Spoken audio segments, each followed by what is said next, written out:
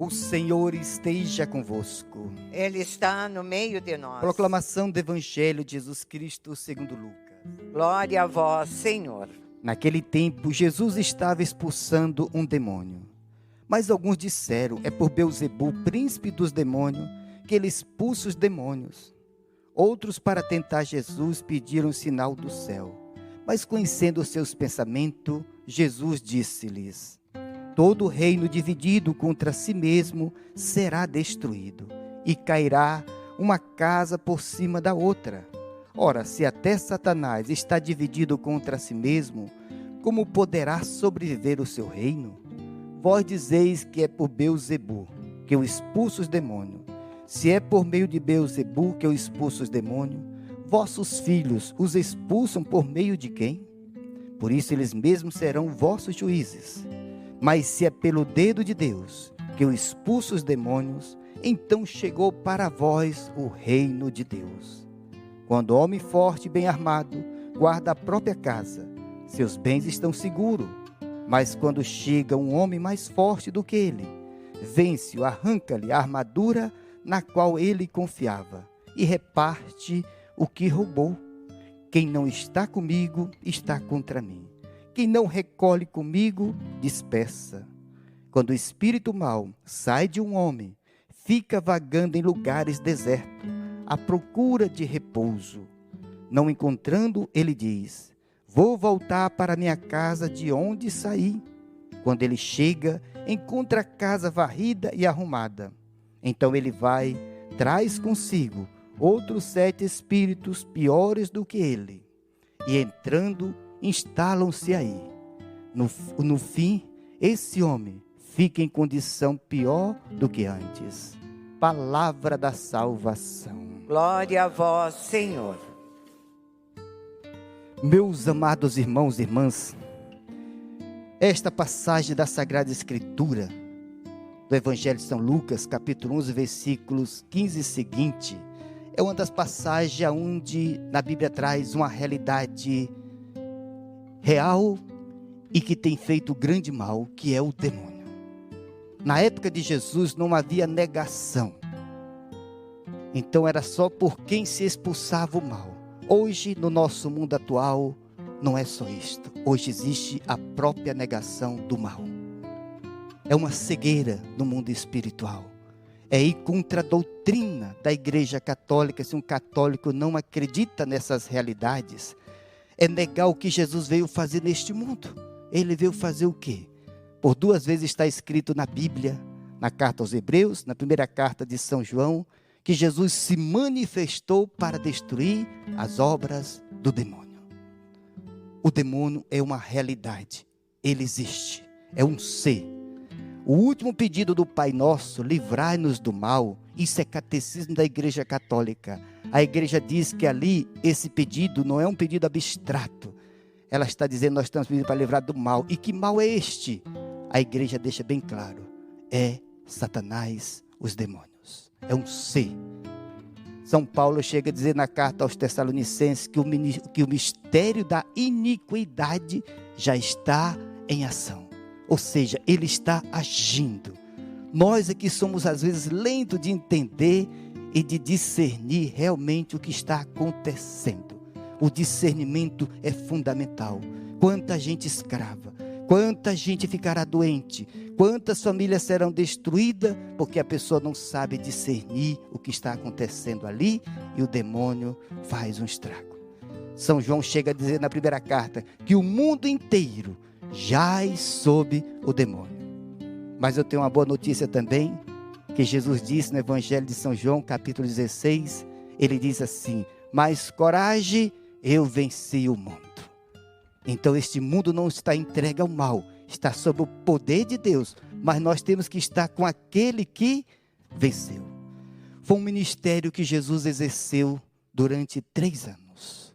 E todo o mandato de Jesus, quando ele escolhe os seus apóstolos, quando ele envia, ele não esquece desse mandato. Ele diz, vocês vão, vocês pregam o evangelho, vocês ensinem as pessoas, vocês curam os doentes e expulsam os demônios. O demônio, ele é um puro espírito. era aquele Lúcifer, era o anjo de luz, era aquele que praticamente era como se fosse o general da corte celeste. Agora o orgulho o fez cair. Assim está no profeta Isaías. E Jesus mesmo disse: eu vi ele cair como raio nessa terra.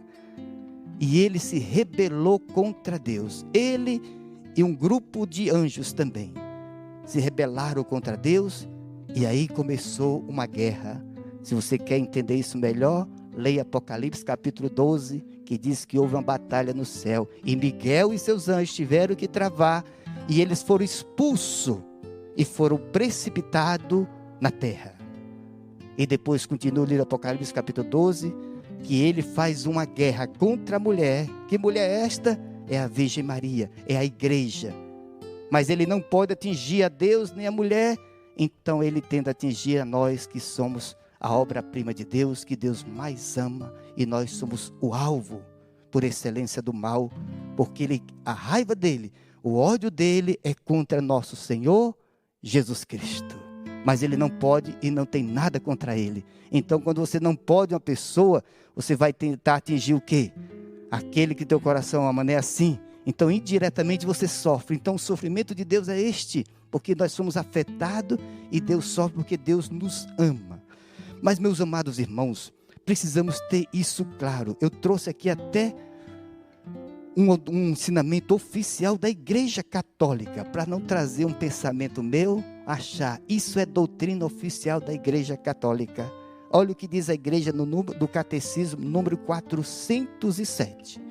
Toda a história humana é uma luta tremenda contra as forças do mal, que começou desde a origem do mundo e durará até o último dia. Nós não estamos num parque de diversão.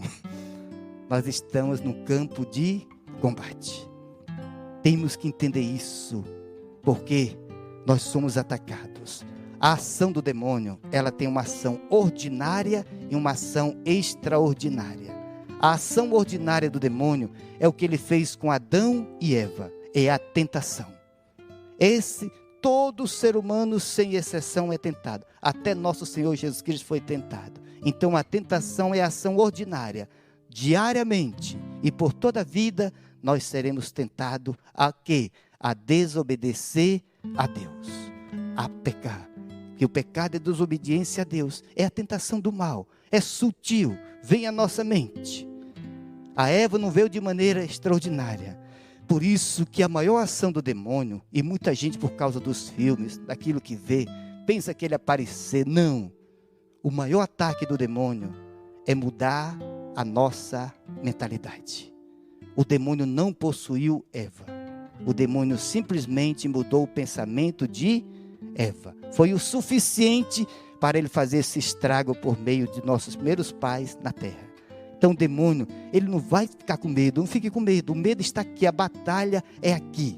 Ele quer mudar os nossos pensamentos. É uma guerra ideológica, é sobre a mente. E quanta gente cai nisso, está entendendo? Tudo que se levanta contra os 10 mandamentos, há por trás uma voz sedutora, o demônio. Assim ensina a igreja, tá? Porque o ser humano foi chamado, foi criado por Deus. Ele traz em si de maneira natural uma tendência para viver os mandamentos de Deus, mesmo que não tenha conhecimento da Sagrada Escritura, mas ele já traz em si isso porque foi criado por Deus para ser ordenado para o bem. Mas o demônio vem atacar justamente nesta área. Temos que ficar atento. Outra área que nós somos atacados por causa do pecado original, nós ficamos com as tendências. Então, uma das áreas por excelência, onde as pessoas caem, o demônio mais ataca a gente, é chamado nos 7 pecados capitais. Já ouviram falar? Todos nós temos em nós essa tendência. O orgulho, a inveja, a ira, a preguiça, vão me ajudando aí, a gula, a preguiça, a avareza. Isso são chamados pecados capitais. Ele sabe que nós temos uma frechinha aberta e ele ataca nesses pontos. E cada um tem isso de maneira maior ou menor.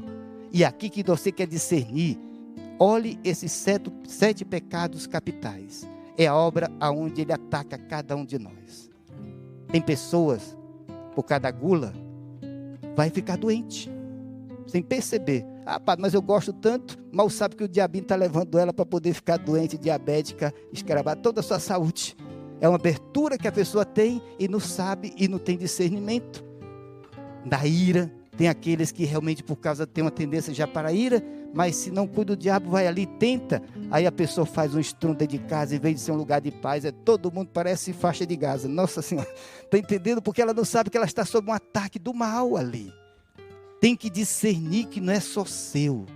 Porque hoje a gente acha que é tudo humano. Ah, é da tua cabeça, é psicológico. Aí nós caímos numa armadilha que São Paulo já nos preveniu na carta aos Efésios, que ele disse: não é contra homem de carne e sangue que temos de lutar, mas contra as forças espirituais espalhadas nos ares. Há um mal atuando. O ministério da iniquidade já está em ação. Dentro de casa, dentro da igreja, no mundo, em todos os lugares. Jesus mesmo no seu ministério, quantas pessoas vinham a ele, e para todo mundo era uma doença normal. Ele não. Ele discernia e via que ali era um ataque do mal. Por exemplo, uma mulher que por 18 anos tinha um problema na coluna, que andava encurvado. Todo mundo achava que era um problema na coluna. E Jesus disse: não, esta mulher está escrava de Satanás. Ele impunha as mãos e liberta aquela mulher. Uma pessoa, um pai que trouxe uma criança que tinha ataque de epilepsia.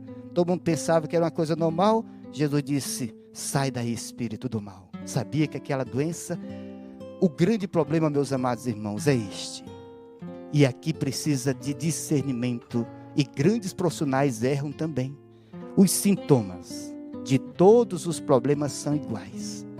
Um sintoma de um problema físico, o sintoma de um problema emocional e o sintoma de um problema espiritual são todos iguais. Quer ver um exemplo? Não sei se vai ter aqui. A insônia. Você pode ter insônia por uma coisa natural. Se você comer uma panelada antes de dormir, você não vai dormir mesmo. Uma coisa física, orgânica, seu corpo não consegue apagar. Você está ali, está. Aí é uma insônia natural. Tem nada a ver com o demônio. Tem uma insônia que pode ser emocional. Se você está cheio de preocupação, você também não vai dormir. Mas tem uma insônia que pode ser um ataque do demônio. E aí também você também não dorme. Os sintomas todos iguais, mas a causa é diferente. E se a gente não encontrar causa, não se resolve os sintomas. Hoje a maioria dos tratamentos só trata sintomas. E o mais importante, para curar uma pessoa, tem que encontrar a causa. O que está movendo você a ser assim? O que está movendo os teus filhos a estarem nessa atitude? Está entendendo? Não se prenda só aos sintomas, mas vá na causa. Há muita gente sob ataque do mal. Eu, como padre há 23 anos, eu não falo para as pessoas, que pessoas às vezes têm a mente fraca, elas podem ficar impressionadas. Mas quando eu estou atendendo, eu sei que aquela pessoa está sob um ataque do mal. Ela fala, e quando ela está falando, eu sei que ela está falando só de sintoma. Mas na fala dela, eu já percebo que aonde está a causa.